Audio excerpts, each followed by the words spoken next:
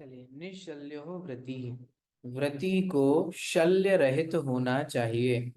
ठीक है। शल्य क्या होता है जानते हैं आप लोग, किसे कहते हैं शल्य?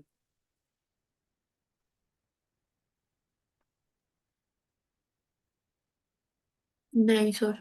कांटे कांटे। शल्य मतलब कांटा। बहुत अच्छा। शल्य का मतलब होता है ऐसी वस्तु जो आपको पीड़ा दे। ठीक है, जैसे शरीर में कांटा चुभ जाता है ना, तो कांटा चुभने से वो निरंतर पीड़ा बनी रहती है ना। ऐसे ही ऐसी चीजें जो आपको निरंतर पीड़ा पहुंचाएं व्रति को। इसीलिए यहाँ कह रहे हैं व्रति जो होता है ना, उसके जीवन में पीड़ा नहीं होती। आप लोग तो व्रतियों को कैसे देखते हैं? बेचारे साधु महाराज, बेचारे। अरे, वो बेचारे हैं कि आप बेचारे हो? कौन बेचारा है? हम दया के पात्र हैं कि वो दया के पात्र हैं? उन्हें हमसे करुणा होनी चाहिए कि हमें उनसे करुणा होनी चाहिए? कौन बेचारा है? विचार करिए। हम लोग। हम हाँ। बेचारे। पीड़ा में देखो, व्रति उसे कहते हैं जिसको पीड़ा ना हो। ठीक है। तो कोई भी पीड़ा नहीं हो, शारीरिक पीड़ा तो वो आपके कर्म के अनुसार है, लेकिन आपको मानसिक कोई भी पीड़ा नहीं हो, भावात्मक रूप से कोई भी पीड़ा नहीं हो। एक स्वस्थ व्यक्ति है, एक क्या कहें हम, खुशहाल जीव जो है ना, वो है वे व्रति। तो व्रति को शल्य से रहित होना चाहिए, उसके जीवन में पीड़ा नहीं होती। तो कौन सी चीजें जो पीड़ाएं पहुंचाती हैं? तीन चीजें हैं: मिथ्यात्व, माया और निदान। मिथ्यात्व क्या कहलाता है? मुझे नहीं लगता समझाने की जरूरत है। जो तत्वों के प्रति जो अश्रद्धान है, तत्व कौन से होते हैं मुझे नहीं पता। ठीक है। लेकिन जब उन तत्वों का श्रद्धान नहीं होता, तो आपके अंदर पीड़ा बनी रहेगी। कई बार आप विचार कीजिए, आप व्यक्ति से नहीं, परिस्थिति से नहीं, मिथ्यात्व से दुखी होते हैं। ठीक है। अब उसके लिए एक बहुत समझ की जरूरत होनी चाहिए कि मिथ्यात्व दुख का कारण कैसे है। ठीक है, अभी समय नहीं है, लेकिन आप लोग विचार कीजिएगा। माया, माया शल्य क्या कहलाता है? किसी को ठगने की वृत्ति होना। ठीक है। तो ठगने की जो वृत्ति है, मन में कुछ और, वचन में कुछ और, काया में कुछ और, ये आपको पीड़ा पहुंचाती है, ये आपको परेशानी पहुंचाती है। इसलिए माया से रहित होना चाहिए। और निदान, निदान का मतलब होता है भोगों की लालसा होना। मुझे ये भोग मिल जाए, मुझे ऐसा मिल जाए, मुझे वो मिल जाए, है ना, ऐसा हो जाए, वैसा हो जाए। मैं, ये व्रति जो है उसको कभी भी ऐसे भाव नहीं आते। ठीक है। तो व्रति तो शल्यों से रहित होता है। तो व्रति के कितने भेद हैं? कौन कौन व्रति कहलाता है? कैसे व्रति के कितने भेद हैं जानते हैं आप लोग? कितने व्रति होते हैं? सर ये आगार और अनगार यही व्रति कहलाएंगे। हम्म। अगले सूत्र जो आ रहे हैं वो इसी से संबंधित हैं। व्रति तो कई हो सकते हैं, लेकिन उनकी कैटेगरी दो हैं: अगारी अनगारश्च। अगारी और अनगारी व्रति के दो भेद हैं। अगारी, अगार्य, अनगारश्च। अगार्य और अनगार्य, अगारी और अनगारी, ये क्या है? ये है व्रति के दो भेद। क्या है ये अगारी अनगारी, हमें बताइए। अणुव्रतो अगारी, जिसके अणुव्रत होते हैं, जो अणुव्रतों को धारण करता है, वो क्या कहलाता है? अगारी। अगर तो अनगारी क्या कहलाएगा? किसे कहेंगे अनगारी, बताइए। जो अनुव्रतों को धारण न करता है। संतोष। महाव्रत को धारण करते हैं। तो फिर महाव्रत। क्या धारण करेगा वो? महाव्रत। महाव्रतों को। महाव्रतों को। तो अणुव्रतों को धारण नहीं करने वाले दो लोग होते हैं, एक अव्रती जीव भी होते हैं और एक महाव्रती भी होते हैं। ठीक है।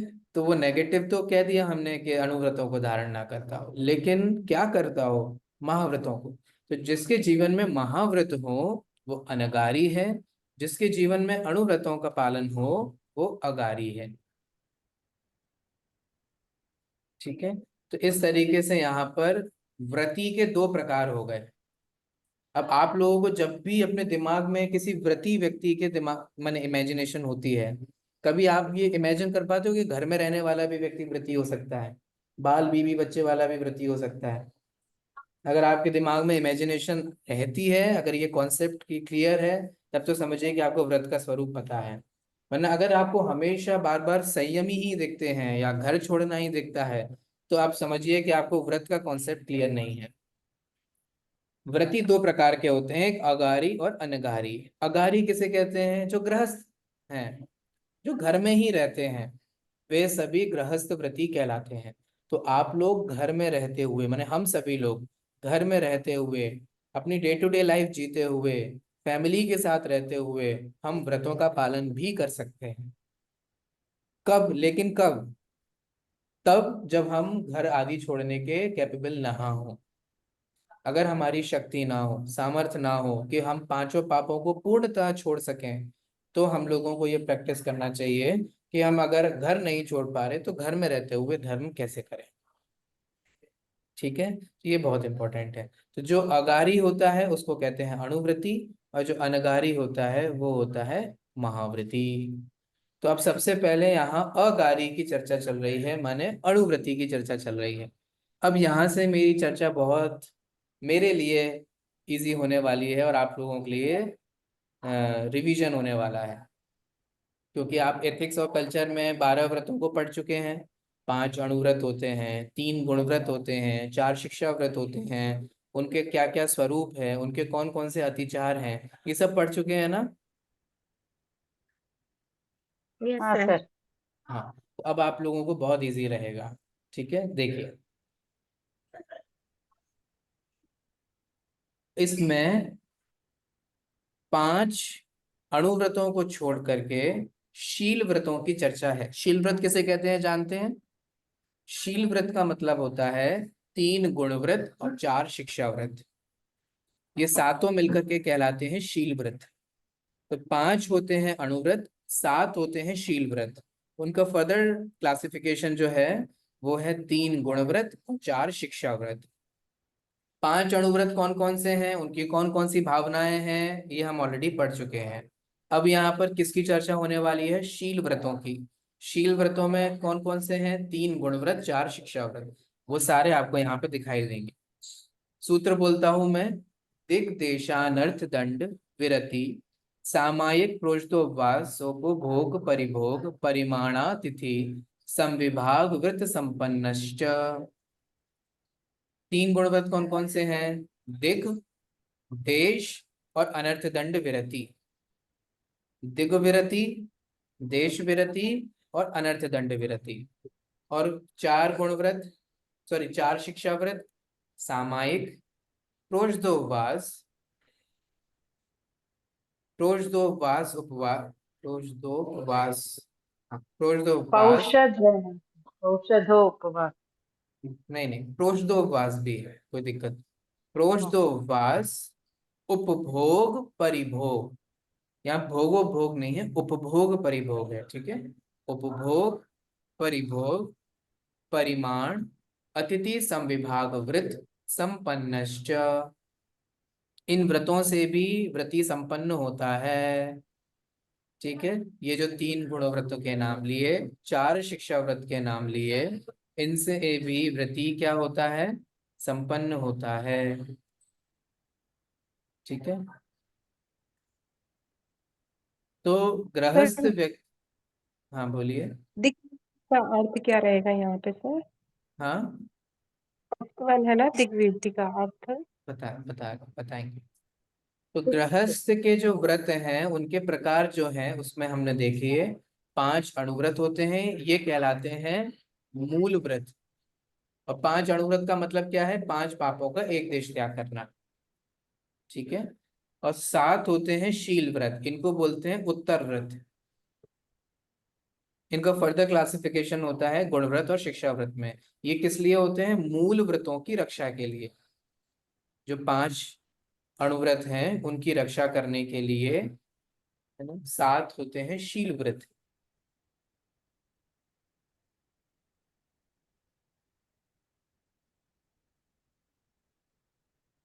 अणुव्रत, गुणव्रत, शिक्षाव्रत, इनके शब्दों का अर्थ आप जानते ही होंगे, इसलिए मैं जल्दी जल्दी रिपीट कर देता हूँ। अणु, अणु, अणु क्या होता है? याद है आपने इसका और हाँ, जिसका 5th और चैप्टर में पढ़ा था। और जिसको बांटा जा डिविजन नहीं हो सकते, और नहीं हो सकता लास्ट ठीक है? पार्ट। सबसे छोटा पुद्गल, ठीक है। ऐसे ही अणुव्रत माने छोटे व्रत, ये छुटकू छुटकू हैं, बड़े नहीं। आपको यही अणुव्रत ऐसे बड़े लगते हैं, हे भगवान कैसे होंगे, कैसे होंगे? ये छोटे व्रत हैं, ये अणुव्रत है। ये 5 पापों का सिर्फ एक देश त्याग है, 4 हिंसा है ना, आपको 4 में से सिर्फ संकल्पी हिंसा का त्याग करना है, इतना सिंपल है। झूठ में से आपको सिर्फ प्रयोजन भूत झूठ बोलना है, अप्रयोजन भूत झूठ नहीं बोलना है, इतना सिंपल विचार करना है, ठीक है। गुण व्रत, गुण व्रत का मतलब क्या होता है? जो अणुव्रतों के गुणों की वृद्धि करें। गुण माने उसकी वृद्धि करें, उसके अणुव्रतों को उपकार दें, उसकी वृद्धि करें, वो कहलाते हैं गुण व्रत। और शिक्षा व्रत क्या होता है? जो आगे महाव्रतों के पालन करने की जिनसे हमें शिक्षा मिलती हो, ठीक है, वो ये कहलाते हैं शिक्षा व्रत। तो अणुव्रत, गुणव्रत और शिक्षा व्रत, इन शब्द के मतलब आप लोग को समझ में आए? हाँ या ना बोलते रहिएगा, आपके जिंदा होने का, क्लास में हाँ अटेंड होने का, सुनने का प्रमाण मिलता है मुझे। हाँ सर। यस सब सर। चीजों का प्रमाण एक साथ ही मिल जाता है।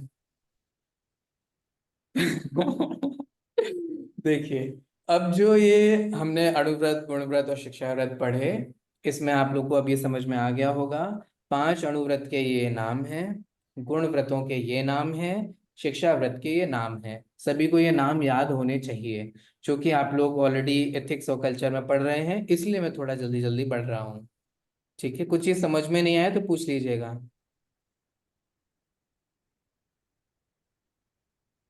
हाँ सर हो गया। चलिए, दिग्व्रत, देशव्रत और अनर्थदंड व्रत, इसको थोड़ा थोड़ा समझ लेते हैं। दिग्व्रत का मतलब क्या होता है? जब आप 10 दिशाओं में, 10 दिशाएं समझते हैं, पूर्व, पश्चिम, उत्तर, दक्षिण, और इनकी 4 होती हैं विदिशाएं, और 2 होते हैं ऊर्ध्व और अधो, ये हाँ 10 मिलकर के कहलाती हैं 10 दिशाएं। तो जब आप अपनी मर्यादा कर देते हैं, क्या मर्यादा अदा कर लेते हैं? आने जाने की, कि हम कहाँ आएंगे कहाँ जाएंगे, ठीक है। जब आप 10 दिशाओं में आने जाने की मर्यादा कर लेते हैं, तो वो कहलाता है दिग्व्रत। हम क्यों करते हैं ऐसा? क्यों करना, क्यों करना बताओ? नहीं तो पूरा पाप लगता है सर पूरे संसार में रहने का। मर्यादा हो जाएगी तो थोड़ा कम रहेगा पाप। और बताइए, क्यों लेना हमें मर्यादा? क्या पता मौका लगे, आईफिल टावर देखे ही हैं, अभी तो कुछ नहीं दिख रहा है, लेकिन हो सकता है देखे हैं। क्या पता वेनिस में चले जाएं, मौका मिले तो। क्या पता लंदन ब्रिज में चले जाएं, वहां जाने को मिल जाए। क्यों करना मर्यादा? मतलब जब तक पचकान में रह सके कोई, हम्म। तब तक हाँ एटलीस्ट वही है, बट क्यों रहना करने के पचकान लिए। में? सर नहीं तो हर चीज का तो दोष ये लगता है। चीजों का दोष नहीं लगेगा। कैसे दोष लगेगा? सर अब जैसे ध्यान नहीं इतनी दे। सारी वनस्पतिकाएं हैं, और लेकिन और अपन उसमें से प्रत्याग करना यूज हो रही है। कितना ही करते हैं। तो जब तक तो त्याग नहीं करेंगे तो मर्यादा में हाँ, नहीं आएंगे तो दोष तो लगेगा। बहुत अच्छे, देखो, दो तरीके से, अप्रत्याख्याना हो दो रहा है। तरीके से हिंसा होती है। एक अविरमण रूप होती है, एक परिणमन रूप होती है। जब आप किसी चीज की हिंसा की प्रवृत्ति कर रहे हैं, वो परिणमन करना है। और जब तक आप नहीं कर रहे तब तक अभिप्राय में बसी रहती है, तो वो अभिरमण रूप है, ठीक है। जब तक आप किसी वस्तु का त्याग नहीं करते ना, तब तक उसके होने की पूरी संभावनाएं बनी रहती हैं। बनी रहती है कि नहीं बनी रहती हैं? आप जब तक रात में नहीं छोड़ोगे और मौका मिलेगा तो रात में खाओगे कि नहीं खाओगे? खा यस लोगे। सर। हाँ, बोल दोगे नहीं खाएंगे। नहीं, हमारे तो त्याग नहीं है, हम तो इतने व्रती नहीं हैं, हमको तो चलता है। आपको चल जाएगा। क्यों चल जाएगा? नहीं, वैसे तो मैं नहीं खाता हूँ, 7 बजे से 6 बजे से पहले ही खा लेता हूँ, लेकिन त्याग भी नहीं है। दोनों दोनों में झूलते रहते हैं। तो मौका मिलता है तो चौका भी मार देते हैं। तो ऐसे समझ में आया, जब तक त्याग नहीं होता ना तब तक उस चीज के सेवन की पूरी संभावनाएं बनी रहती है, और उसके कारण आपको पूरा दोष भी लगता रहता है। जब आप किसी जगह की मर्यादा ले लेते हैं तब आपका उस जगह से कोई लेना देना नहीं है। वहां हिंसा हो रही हो, वहां झूठ हो रही हो, वहां चोरी हो रहा हो, वहां कुशील हो रहा हो, परिग्रह हो, कुछ भी हो रहा हो, आपको उससे कोई लेना देना नहीं, क्योंकि उसका आपको पूरा त्याग है। आपको पता है, आप सोचने की कोशिश कीजिए, आप भले ही अणुव्रत ले रहे हैं लेकिन आपने जितनी जगह की मर्यादा ले ली उसका आपको महाव्रत का फल मिलता है। समझ में आया कि नहीं आया ये मैंने क्या कहा? सही बात है सर। नहीं समझ आया। समझ में आया सर। समझ में आया कि नहीं आया? अच्छा क्या बोला मैंने ये बताओ। सर ये कह रहे हैं कि अगर जैसे हमने अणु व्रतों में से कोई भी एक व्रत का पालन किया तो आप ये कह रहे हैं कि हमें महाव्रत का फल मिलेगा। क्या मैं ऐसा कह रहा हूँ? हाँ यस सर, आप ऐसा कह रहे हैं। आप यही बोले कि महाव्रतों का पालन का फल मिलेगा। No no no, I am afraid to say so, मैं मैंने तो ऐसा यही कुछ भी समझा, नहीं देखिए बोला। यही। मैंने तो ऐसा कुछ नहीं बोला। सर वापस रिपीट कीजिए एक बार। देखिए मैंने क्या बोला, मैं फिर से बोलता हूँ। मैंने ये बोला कि जब हम दिग्व्रत की मर्यादा ले लेते हैं, ठीक है, मैंने मर्यादा ले ली कि मैं भारत के बाहर नहीं जाऊंगा, ठीक है, तो ये मेरा दिग्व्रत हो गया, मैं भारत के बाहर नहीं जाऊंगा। अब इसका मतलब ये है कि भारत की बाउंड्री के बाहर चाहे हिंसा हो, चाहे झूठ हो, चोरी हो, कुशील हो, परिग्रह हो, मेरा उससे कृत कारित अनुमोदना, मन वचन काय, समरंभ समारंभ आरंभ, किसी से कोई लेना देना नहीं है। मुझे वहां के अपेक्षा से महाव्रत है अहिंसा का। कहाँ की अपेक्षा से? जिस जगह का मैंने त्याग कर दिया, क्योंकि वहां की हिंसा से मेरा कोई संबंध नहीं, पूर्णता त्याग है। एक देश हिंसा कहाँ हो रही है? With in India. Out of India उससे मेरा कोई लेना देना नहीं, उसका फल तो महाव्रत जैसा है। अब समझ में आया क्या कहा? Yes sir. भैया एक बार रिपीट कर दो, आप लोग कुछ और समझ गए हो, मुझे तो बहुत डर लगता है। बताओ क्या समझे? जैसे कि कोई जगह का लेना देना नहीं है तो उसका पाप अपने को नहीं लगेगा। तो आपको यदि वहां उस समय की भले ही आप मर्यादा। अणुव्रती हैं लेकिन उस क्षेत्र की अपेक्षा से महाव्रतों जैसा फल मिलता है। अरे सर, और एक डाउट था अभी। सर अपन ने तो हम लोगों ने प्रत्याख्यान ले लिया कि अपन नहीं करेंगे वो सब। आई मीन बाहर नहीं जाएंगे, या अगर अपने नाम से ही कुछ खोला है और वो कार्य वहां चल रहा है तो उसका भी पाप अपने को लगेगा क्या? ये अतिचार के अंतर्गत आएगा, जब हम आगे इसके तिग्व्रत देशव्रत के अतिचार पढ़ेंगे ना तो उसमें आएगा।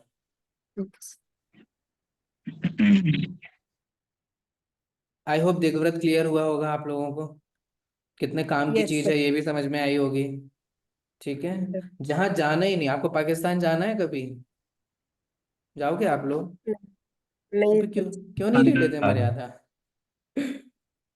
माने जहां जान, आपको पता है विश्व में कितने ऐसे देश हैं जिनके आपने नाम भी नहीं सुने होंगे, आपको पता भी नहीं होगा कि वो देश एग्जिस्ट भी करता है, लेकिन हमारी मर्यादा ही नहीं है। ये वनस्पति के संदर्भ में बोला था ना, आप में से कितनी लाख वनस्पति के भेद बताए हैं जैन दर्शन में। खा पाते हो आप लिमिटेड 15-20? क्या खाओगे? टमाटर खा लोगे, लौकी खा लोगे, तोरई खा लोगे, और क्या है, सब टिंडी टमाटर वाले लोग हो आप। हैं? ज्यादा से ज्यादा अगर अगर आप जैनाचार का पालन करते हो तो। ठीक है, अगला है देशव्रत। देशव्रत क्या है? देशव्रत का मतलब है उसमें भी लिमिटेशन कर लेना। अब मैंने क्या नियम लिया कि मैं भारत के बाहर नहीं जाऊंगा, लेकिन मैं पूरे दिन भर थोड़ा ना भारत ही घूमता रहूंगा, भारत भ्रमण को निकलूंगा। ठीक है, उसमें भी मैं मर्यादा कर सकता हूँ कि मैं अभी बेंगलोर में हूँ तो मैं ज्यादा से ज्यादा कर्नाटका से बाहर नहीं जाऊंगा, अथवा मैं बेंगलोर के बाहर ही नहीं जाऊंगा, अथवा मेरा कहाँ होता है, मैं रहता हूँ चामराजपेट, मैं ऑफिस है मेरा लाल बाग, मेरा और कहीं जाना होता नहीं है, तो मैं यहाँ से बस लाल बाग से और इतने की मर्यादा के बाहर कहीं दूसरी जगह नहीं जा। और भी कितनी सारी जगह है मुझे नहीं पता, लेकिन आप लोग को ज़्यादा अच्छे से पता होंगी। ठीक है, और जाना ही नहीं है। तो इस तरीके से लिमिटेशन कर लेना, या मैं 1 घंटे तक कहीं नहीं जाऊंगा इस कैंपस को छोड़ करके, मैं 8 घंटे तक यहीं रहूंगा, 9 घंटे तक इतनी मर्यादा है। इस तरीके से दिग्व्रत में जो हमने मर्यादा ली है उसको और सीमित कर लेना, वो देशव्रत कहलाता है। अनर्थ दंड त्याग व्रत, इसका मतलब होता है जो आप फालतू का पाप बांध रहे हो बिना प्रयोजन के। माने आपको, हम आगे पढ़ेंगे जब इनके अत्याचार, तब आपको समझ में आएगा ये तो फ्री फोकट का हम पाप बांध रहे हैं, लेना नहीं ना देना, दो कुछ काम नहीं कुछ लेना नहीं, तो पाप बन रहा है हमसे फालतू। अरे तो ऐसे पाप तो छोड़ो ना जिससे कोई लेना ही देना नहीं है आपका। तो बिना मतलब के, बिना प्रयोजन के, बिना किसी काम के, मोटिव के, ऑब्जेक्टिव के, लेना देना के, आप जो पाप किए जा रहे हो, अशुभ चेष्टा हो रही है, वो अनर्थ दंड त्याग व्रत है। ठीक है, जल्दी जल्दी बढ़ते हैं। फिर है शिक्षा व्रत, इसको कंप्लीट कर लेते हैं। शिक्षा व्रत में है सामायिक। सामायिक किसे बोलते हैं? समता में होना। कमाई करते हैं। आप लोग इसका स्क्रीनशॉट ले लीजिए, काम में आएगा आपको। ठीक है, सामायिक का मतलब ये आपको इस पेपर में भी काम में आएगा, एथिक्स के पेपर में भी काम में आ जाएगा ना। सामायिक का मतलब, सामायिक का मतलब होता है कुछ काम के कुछ टाइम के लिए सभी पापों का त्याग होना।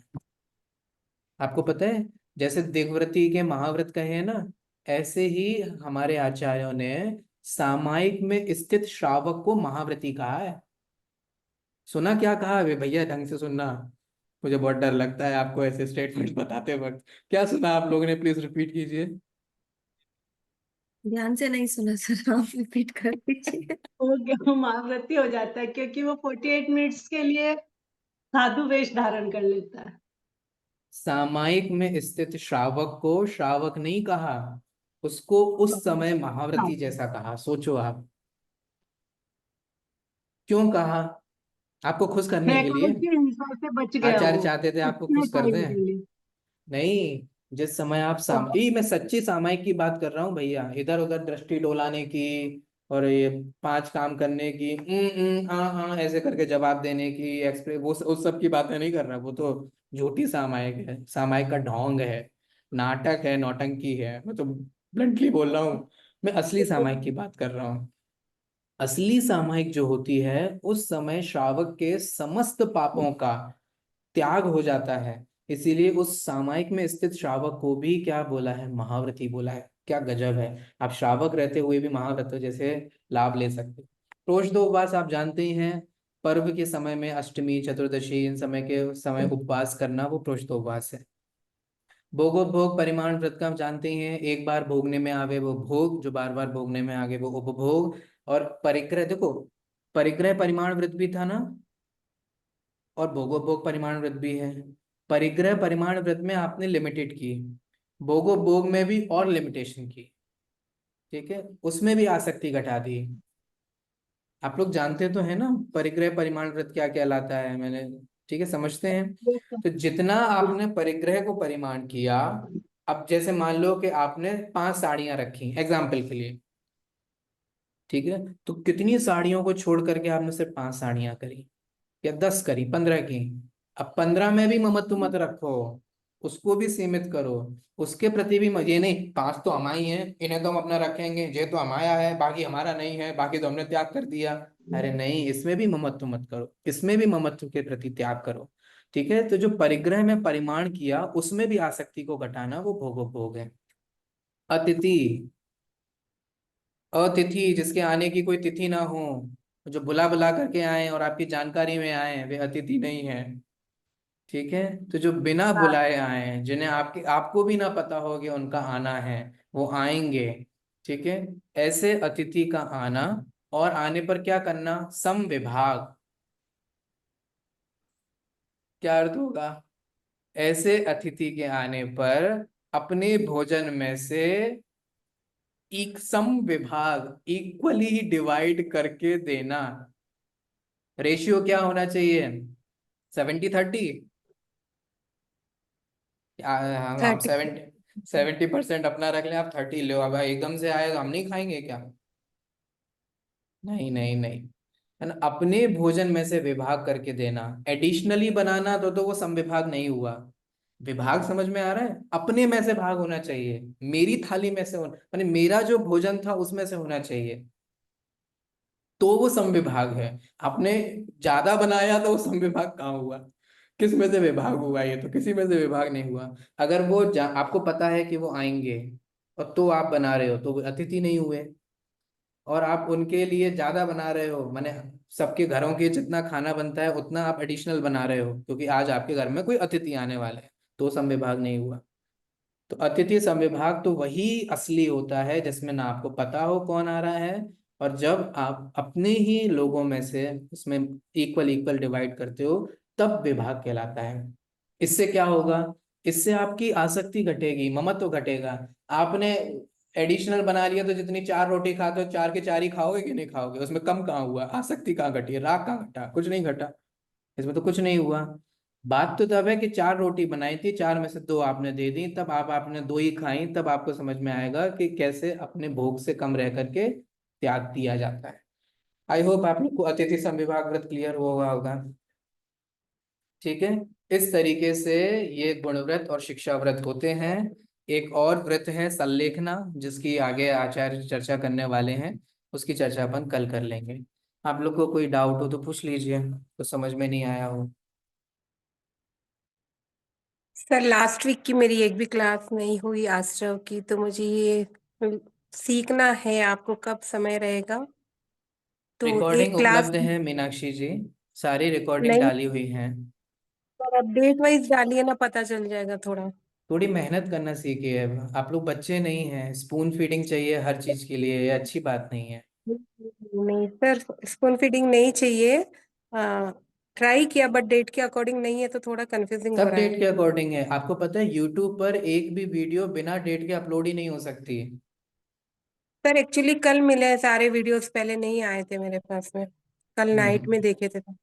हाँ, तो उसमें सारे हैं, हालांकि बस टाइटल नहीं है, वो मैं समय निकाल करके उसमें टाइटल भी डाल दूंगा। बाकी विदाउट डेट तो कोई वीडियो ही नहीं होती है। आपको डेट सब मिल जाएगी वीडियोस। Yes yes. और बोलिए सुमन जी, अनम्यूट कर लीजिए। सर अनर्थ दंड त्याग क्या होता है सर? अनर्थ दंड त्याग माने अन, अर्थ, अर्थ का मतलब होता है प्रयोजन, और अन माने नेगेटिव, बिना प्रयोजन। तो बिना प्रयोजन जो दंड है, पाप है ना, उसकी त्याग करना वो कहलाता है अनर्थ दंड त्याग व्रत। क्या क्या होता है इसमें हम आगे पढ़ेंगे, अतिचार आएगा ना तो मैं उसमें हम क्लियर करेंगे। जैसे बिना ठीक है काम सर। की हिंसा करना। आपको लाइट की जरूरत नहीं है तो भी आप लाइट खोल रहे हैं, एक लाइट की जरूरत है 10 लाइट खोल रहे हैं, एसी चालू है तो चालू है, कोई है या नहीं है, ये सब क्या है? ये सब अनर्थ हाँ, दंड है। ठीक है सर। ठीक। हम्म। सर और बताइए। अतिथि संविभाग मैं पूछूं सर? हाँ पूछिए इंदिरा जी। हाँ, अतिथि नहीं। संविभाग में आपने बताया कि जो बनाया है उसका इक्वल डिस्ट्रीब्यूशन, मतलब आधा आधा। तो उसमें से अगर फॉर विभाग होना एग्जाम्पल, चाहिए, जरूरी नहीं है आधा हो, उसमें से विभाग होना चाहिए। जितना व्रती को चाहिए वो उतना ही तो लेंगे। कोई हाँ, जबरदस्ती तो नहीं है कि नहीं नहीं आधा लेना ही पड़ेगा, नहीं नहीं अब तो लेंगे, ऐसा तो नहीं है। नहीं फॉर एग्जाम्पल मैं कह रही हूँ कि अगर जैसे 4 5 6 फुलके बनाए हैं, अगर हम्म। उनको जैसे 4 फुलके या 3 फुलके उनको दे दिए, अब फैमिली मेंबर जैसे 2 2 फुलके खाते हैं, तो फिर हमें बनाना होगा ना वापस। तो क्या हो गया? आपके फैमिली मेंबर थोड़ा ना उद्दिष्ट भोजन के त्यागी हैं, वो तो रोज उद्दिष्ट भोजन करते ही है ना। हम्म। तो बना तो दीजिए अगर फिर इतने दिक्कत है। हाँ, मतलब वो फिर पाप नहीं लगेगा ना कि देखो कायदे से तो नहीं लेना चाहिए, कायदे से तो ऐसा होना चाहिए कि एक बार जो भोजन बना है उसी में से विभाग होना चाहिए। ये कायदे, ये माने एक्चुअल चीज है। फिर अब जब वो है तो उसमें से हम लोगों को अपना इक्वली डिवाइड करके कम कम भोजन करना चाहिए, जिससे हमारा अनशन होगा। अंशा नहीं, सॉरी, हम्म, अवमौदर्य होगा। तप तप होते हैं ना। उनोदरी, हम्म। उनोदरी तप होगा। हाँ, तो वो अवमौदर्य अथवा उनोदरी तप होगा। तभी तो पेट से कम, भूख से कम भोजन होगा। तो हम कैसे तप करेंगे? ऐसे ही तो करेंगे। तो सबका करवाना पड़ेगा उनोदरी हमको। एक्चुअली ऐसा होता नहीं है सर, बनाना होता है फिर से खाना। हम्म। वो हमारी कमजोरी, अगर आपको बनाना पड़ रहा है, अगर नहीं चल रहा है तो वो कमजोरी है। तो हमारे एक्चुअली श्रावक मेरा बने में कम है। बाबा के खपता है जो फर्स्ट राउंड में रहता है ना, तो सर मोस्टली होता ही है कि बच्चे कॉलेज से आ रहे हैं तो फिर से बनाना ही होगा ना सर उनके लिए तो। हम्म। अब ये तो मॉडर्न लाइफस्टाइल की अलग अलग समस्याएं हैं। इसके बारे में हमारे आगम में कुछ नहीं लिखा है, हमें अपनी समझदारी से ही काम लेना पड़ेगा। हमारा सबको जो उचित लगेगा वही लेंगे ना वो तो। उनका होना चाहिए अनुद्दिष्ट। बाकी तो आप सब उद्दिष्ट खा ही रहे हैं ना, तो उसमें क्या दिक्कत है? अब इतना ही दिक्कत है तो बना दीजिए। होता है होता बट उस समय प्रैक्टिस करनी चाहिए कि हम, वो फिर वो जो अतिथि संविभाग का काम है वो सिर्फ दूसरों को खाना खिलाने का ही नहीं है। उसमें दो चीजें शामिल हैं। अच्छा, दूसरी बात, आप में से किसी के कोई व्रत थोड़ी ना है। आप लोग को अणुव्रती हैं क्या? गुणव्रती हैं क्या? शिक्षाव्रती हैं क्या? तो फिर इतनी बातें क्यों हो रही हैं? ये तो शिक्षाव्रत की बात चल रही है ना। वही ना तो। कोई अणुव्रत है, ना गुणव्रत है, ना शिक्षाव्रत है, तो फिर तो कोई सेंस ही नहीं है। जो बनाना है बनाइए, जो खाना है खाइए, 10 बार बनाइए, 10 बार खाइए। वो तो बने हुए खाने में से ही लेते हैं इसलिए तो गोचरी कहलाती है सर उनकी तो। तो आपके कोई व्रत नहीं है, जो साधु के अनुदिष्ट भोजन होता है उसके लिए ये सारा विधान है। और फिर जो श्रावक, व्रती श्रावक है, ये उसकी चर्चा है। तो व्रती माने अगारी और अनगारी के बीच की बात है। आप अगारी भी नहीं है, अनगारी भी नहीं है, सिर्फ घर में रहने वाले हैं, श्रावक हैं। ठीक है, तो आपको जो करना है वो अपनी समझ के ऊपर है। आपको अभ्यास रूप में करना है तो आप प्रैक्टिस कर सकते हैं, नहीं करना है तो बनाइए और खाइए। नहीं, एक एज के बाद में तो सर उनोदरी तब हो सकता है बट बच्चों को थोड़ी ना डिस्टर्ब कर सकते हैं ना सर इसके लिए। बच्चों को तो तब करना चीजें चाहिए, बच्चों नहीं को करना चाहिए, ये समझाने को उनकी फॉलो इंडिविजुअल मान्यता है। करें। बच्चों को तब करना चाहिए, नहीं करना चाहिए, वो कर सकते हैं नहीं कर सकते हैं, ये अलग मैटर है। ठीक है, करना चाहिए नहीं करना चाहिए ये अलग मैटर है। हमारे बच्चे करें कि नहीं करें, ये बिल्कुल ही अलग मैटर है। ऐसा लगा तो उस सिचुएशन हम कर सकते हैं सर कि भाई जो हम्म। ठीक है वो चलो अब शाम को ही ले लेंगे हम ऐसा वैसा। ठीक है, वो इंडिविजुअल मैटर है। बाकी धर्म के मार्ग पे तो सबको ही चलना चाहिए, बड़े चलें बुढ़े चलें बच्चे ना चलें, ऐसे थोड़ी ना होता है। उनको नहीं उन्हें थोड़ी। समझाएंगे तो वो कैसे अभ्यास समझते हैं होगा? बच्चे। कैसे अभ्यास होगा? प्रैक्टिस कैसा होगा? आपने भी तो अपने बचपन में कुछ व्रत किए होंगे, तब किए होंगे, उपवास किए होंगे। हम सबने अपने बचपन में किए हैं।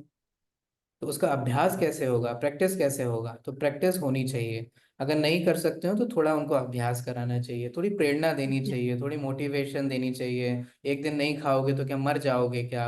है ना, भोजन के बिना मरता है क्या? ना, थोड़ा ऐसा अभ्यास करना चाहिए, प्रैक्टिस देनी चाहिए। वरना हम कब करेंगे? कब आएगा हमारे जीवन में तब? नहीं, बच्चे भी खुशी खुशी करते हैं, बोलते करते हैं हैं, तो हाँ, बहुत वही तो। अच्छे से इसीलिए मैं समझाते कह रहा हूँ वो इंडिविजुअल बच्चे अलग अलग हैं, हैं। वो उनको क्या करना चाहिए वो सबका अपना अलग अलग है, उस पर मैं कोई कमेंट नहीं कर सकता। कॉलेज से सडन आए तो क्या पता चला कि अभी क्या हुआ था हमारा, सब पधारे या नहीं पधारे उनको नहीं पता होती है ना ये बात, तो वो सिचुएशन में कह रही हूँ मैं। तो हम तो बता सकते हैं ना, हम बात करते हैं ना अपने बच्चों से, नहीं करते क्या? पता होता है सर। हम स्थिति बता सकते हैं ना। चलिए, ये तो, इसको, इस चर्चा को विराम दीजिए, कुछ और प्रश्न हो तो पूछिए। सर आश्रव की क्लास कब लेंगे आप मेरी? एक क्लास चाहिए बस सर, उसमें फटाफट समझा दीजिए कभी भी। आपकी क्लास कब लेंगे? मैं जब, बहुत हाँ मैं जरूरी है। बता, जब मैं गीता जी की पर्सनल क्लास ले लूंगा, कोमल जी की पर्सनल क्लास ले लूंगा, सविता जी की, सुमन जी की, श्रेय जी की, इंदिरा जी की, यशा जी की, इन सबकी पर्सनल क्लास ले लूंगा ना, फिर मैं आपकी क्लास ले लूंगा। नहीं सर ऐसा नहीं बोल रही, एक्चुअली वो मुझे समझना बहुत ज्यादा जरूरी है आपसे। वो पूछिए यूट्यूब ना। पे भी आपको आया हुआ है बट एक जो सामने फेस टू फेस समझते हैं उसमें कुछ क्वेश्चन है तो पूछ सकूंगी। आप इसलिए आप सुन लीजिए, कुछ प्रश्न हो तो पूछ लीजिए। वैसे भी आप मैसेज करते ही रहते हैं, थोड़े प्रश्न संबंधी मैसेज कीजिए। पर आपको मैसेज करती रहती हूँ मैं। हाँ मतलब कुछ ना कुछ डाउट होता है, प्रश्न होता है तो आप पूछते ही है ना, वैसे पूछ लीजिए। सभी पूछते हैं, आप ही नहीं और भी सब लोग पूछते हैं। गीता जी भी पूछते हैं, सविता जी भी, सब लोग पूछते हैं। तो पूछ लीजिए, अगर आपको उसमें कुछ समझ में नहीं आता है तो आप पर्सनली पूछ सकते हैं, वॉइस नोट भेज सकते हैं, सर इसका मतलब क्या है, ये मुझे समझ में नहीं आया। Okay sir. चलिए, ठीक रिकॉर्डिंग है। हम इसीलिए करते हैं ताकि आप अगर कदाचित क्लास अटेंड नहीं कर पाए हो तो उसको बाद में सुन लें। फिर हम ठीक है ये चालू सर। नहीं कर सकते कि अगर एक एक बार स्टूडेंट नहीं आ रहा है फिर हम उनका इंडिविजुअल क्लास लें। ये नहीं हो सकता। आपको अगर कुछ नहीं समझ में नहीं आता अच्छा, है तो आप पूछ सकते हैं। मुझे आश्रम के बारे में थोड़ा डिटेल से जाना था ताकि एक ही क्लास में थोड़ा समझ लेती अच्छे से। वो वीडियोस भी मैं देखूंगी, यूट्यूब वाले भी सर, ऐसा कोई वो नहीं है, देखे थे रात को 3-4। हाँ, उसमें अगर आपको कोई डाउट हो तो पूछ लीजिएगा, कोई दिक्कत नहीं। उसके बाद भी कुछ ओके समझ सर। में नहीं आया था तो बताइएगा, फिर हम अलग से आपको और पढ़ा देंगे। खुश? सर नहीं सर, धन्यवाद आपने बोला उसके लिए सर। चलिए ठीक है ना। और कोई प्रश्न है? अच्छे से नहीं तैयारी सर। कीजिए प्रेजेंटेशन की। टेस्ट तो कुछ खास नहीं रहा आप लोगों का, मज़ा नहीं आया। ठीक है, लेकिन सर अच्छे से हमको टेस्ट की भी अच्छा तैयारी नहीं कीजिए। लगा, हमारी आते हुए अच्छी भी वो बात, क्वेश्चन सब मतलब लोगों मार्क्स को की वजह से नहीं नहीं होता। हुआ। हमको भी अच्छा नहीं लगा सर। हाँ 2 क्वेश्चन गलत थे और 15 हो गए, मतलब 3 तो ऑटोमेटिक ही हो गए मेरे से मार्क। चलिए ये हम भी तो ठीक है। बहुत ही ज्यादा बुरा लग रहा है सर, मुझे तो बहुत ही सर ज्यादा प्रेजेंटेशन का बुरा लग रहा टॉपिक्स है। आप दिए हो या फिर? आपको जो क्वेश्चन बैंक दिया है ना, उसी में से आप हाँ। लोग क्वेश्चंस डिवाइड कर लीजिए। कर दीजिए क्वेश्चन अल्फाबेटिकली ऑर्डर से, क्योंकि सर बहुत रायता फैल जाता है और अब तक हमारा एक सब्जेक्ट का प्रेजेंटेशन मिला तो अभी तक बाकी है, तो नहीं, आप खुद ही डिवाइड कर दीजिए। आप लोग आपस में इक्वली डिवाइड कर लीजिए, अपना अपना जो मैसेज है उसमें करके, मेरे ये क्वेश्चंस हैं, मेरे ये क्वेश्चंस हैं। सभी लोग अपने आप ही करते हैं, आपके सीनियर्स भी अपने आप ही करते हैं। थोड़ा आपस में कोलेब्रेशन करना सीखिए मीनाक्षी जी। आप लोग कब आपस में एक दूसरे से बात करेंगे, कोलेब्रेशन करेंगे? कभी मिलते तो वैसे भी नहीं है, वो सब जरूरी बात, होता है। हम रोज फोन पे बात करते हैं सर। तो बस एक दिन बाद में ये भी कर लीजिए कि कौन कौन सा क्वेश्चन ले रहे हैं, ठीक है? ओके आप में से कोई भी एक लीडर बन करके कि हम कौन कौन से क्वेश्चंस लें, आपस में डिवाइड कर लीजिए, जिसको जो लेना हो। या पहले yes first sir. Come first पे बेसिस होगा, आप पहले अपने क्वेश्चंस बता दीजिए, ये 3 क्वेश्चंस 4 क्वेश्चंस मैंने ले लिए, ये मैंने ले लिए, आपस में डिवाइड कर लीजिए। लिस्ट फिर से शेयर कर दीजिए ग्रुप में आज। नहीं, मैं नहीं कर पाऊँ, ये बार बार नहीं होगा। आपको एक बार क्यों नहीं, आप जब लेते हैं मीनाक्षी जी, आपको ऑलरेडी शेयर किया है ना, हम फ्री हैं, मतलब हम आपको बार बार शेयर करें, बार बार दे रहे हैं, ये अच्छी बात नहीं है। थोड़ी सिंसियरिटी दिखानी पड़ेगी। आई एम सॉरी, आपको शेयर किया है, आप एक बार फिर से देख लीजिए, ठीक है? नहीं हो तो एक दूसरे से मांगिए आप। चलिए, सभी को जय जिनेंद्र। और कोई दिक्कत जय और कोई श्री प्रश्न? जय जिनेंद्र सर। नहीं सर। ठीक है। नहीं सर। ये सर सिर्फ ओके। क्वेश्चन आंसर को एक्सप्लेन करना है, that is only the presentation sir. हाँ, ओके। आप उस क्वेश्चन का क्या आंसर लिखेंगे, इससे आप लोगों को प्रैक्टिस हो जाएगा, और कुछ नहीं, ये आप लोगों के लिए बेनिफिशियल है। ओके वरना ओके मैं तो सर। तो टॉपिक भी दे सकता पर हूँ। पर्सन कितना क्वेश्चन डिवाइड करना है? 3 to 4। 3 to 4 ना? सर और सर ये लिख के भेजना है या फिर हम लोग जब नहीं नहीं, आपको क्लास में सिर्फ रहेंगे तब प्रेजेंट आपके? करना है, बाकी आप अपने नोट्स में तैयार कर लीजिए ताकि एक दूसरे को भी शेयर कर सकें। जैसे आप, तो जैसे जो, प्रेजेंट इन फॉर्म मतलब रिटन फॉर्म में ही प्रेजेंट करना है ना, मतलब like no PPT no no, बनाने बोल? you have to give the online presentation. If you want to include the PPT, it's up to you, but there's no compulsory। एक मिनट में अपनी मीटिंग एंड हो जाएगी, है ना? चलिए। तो ओके सर ओके। का मतलब है ऐसा, आई थिंक कि है ना, आपको जो क्वेश्चन आप हम लेंगे उसका आंसर्स हमको एक्सप्लेन करना है ऑनलाइन आकर स्क्रीन पे, ओके जैसे सर एक्सप्लेन करते हैं। एंड ओके पीपीटी करना है तो करो, वरना मत करो। अदरवाइज सर के जैसे हमको एक क्लास लेनी है हमारे आंसर्स के ओके लिए, right sir? Okay. Yes yes, इससे आप लोगों को भी तैयारी हो जाएगी और बाकी सबकी भी उस क्वेश्चन की